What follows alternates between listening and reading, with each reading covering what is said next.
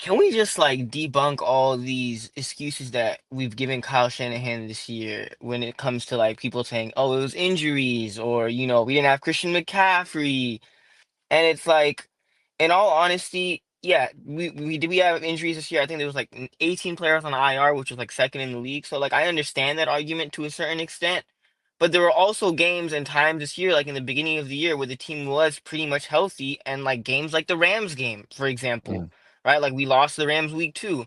Like the Rams were more banged up than we were. Nobody's out here making the excuse for the Rams. The Rams mhm. still made the playoffs. But when it comes Yeah. to Kyle, it's like, oh, Kyle, we had injuries, and that's why Kyle wasn't able to make the playoffs.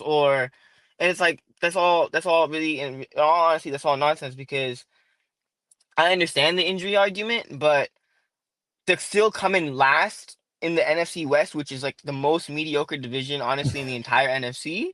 Like under no excuse, like you still had Brock Purdy for the majority of the season.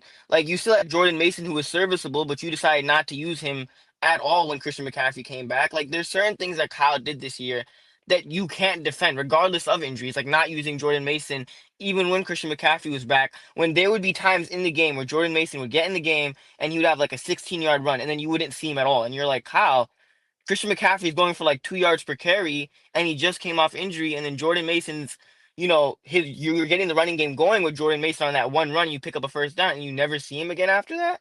Like there's things like that that's just unexcusable. Yeah. That's on coaching. But my main point, Grant, that I wanted to come on and say is that people make the argument of, oh, but if we fire Kyle Shanahan, another team will go and pick him up.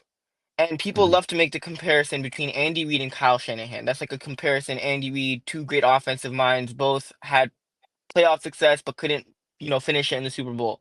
But when you think Mhm. about the Andy Reid and Kyle Shanahan, don't you think there was some Philadelphia fans when they were going to fire Andy Reid that probably said the same thing the Niners fans are saying now, that, oh, Kyle Shanahan's so great. If we fire him, there's going to be teams jumping to go and get, Kyle Mhm. Shanahan.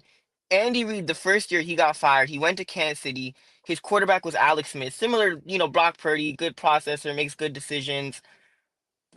Andy Reid went to the Chiefs his first season, 2013, and he blew a 28-point lead to the Colts in the playoffs.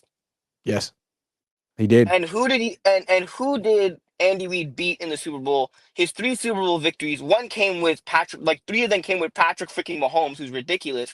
But who did he beat twice in the Super Bowl?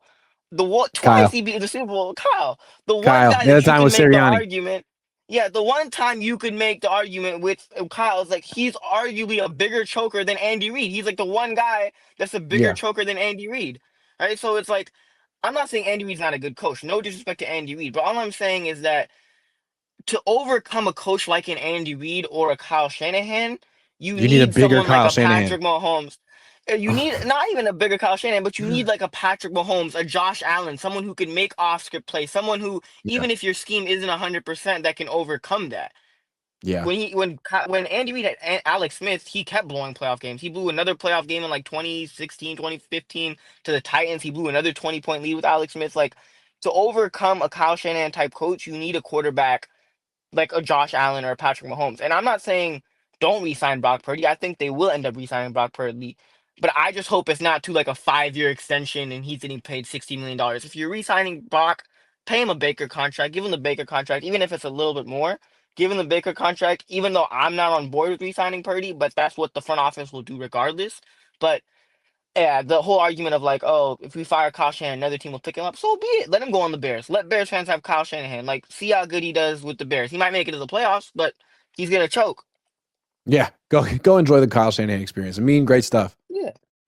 All right. Yeah. Thank you, Grant. All right, man. Later, man. That was a really good call. Always love a mean. Zach Rivero, miss next playoffs and or choke another Super Bowl 100%. Juan Carlos Montano says Grantavius the GOAT. Pizza Diaper says no more wide nine. Mobile quarterbacks shred this scheme. Sir Molly Mall, Molly Mall says trade proposal. Kyle equals 2 1s. Ricky Pearsall equals second round pick. CMC equals DJ Moore.